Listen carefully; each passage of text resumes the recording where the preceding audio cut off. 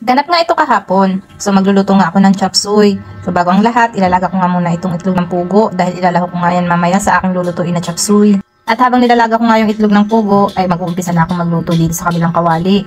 Igigisa ko lang muna itong balunan at saka yung atay. Aadobohin ko nga lang siya dyan guys, lalagyan ko ng toyo at paminta. So pwede din namang ihalbos lang siya, pero sa akin iaadobo ko nga siya para may lasa na siya. At kapag tuyo na nga siya, ay aahunin ko nga muna siya dahil sa hulihan ko na yan siya ilalagay. Sa kaparehas na kawali nga guys, hindi ko na siya hinugasan, naglagay lang ako ng kaunting margarine. Kapag tunaw na nga yung margarine, ay ilalagay ko na nga yung bawang, tapos yung sibuyas. At kapag okay na nga yung bawang at sibuyas, una ko nga ilalagay itong matitigas na gulay tulad ng carrots, sayote, at saka yung tangkay ng cauliflower. Maya-maya nga lang din yan, ay ilalagay ko na rin yung cauliflower at saka yung broccoli. Tapos igigisa lang natin yan sandali. Pagkagisa nga, ay pwede na natin lagyan ng kaunting tubig. Depende sa kung gaano kadami ang gusto nyo. Lagyan na natin ng pampalasa, nilagyan ko siya ng oyster sauce, at saka ng more cubes, tapos pamintang durog. Pagkatapos nga, takpan lang muna natin sandali.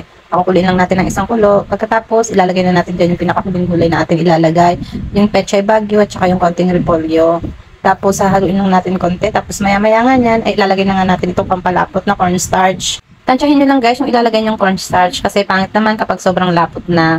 At ayan, kapag okay na nga yung lapot niya, pwede na nga natin ilagay itong mga pansahog na aking ginisa kanina na balunan at saka atay.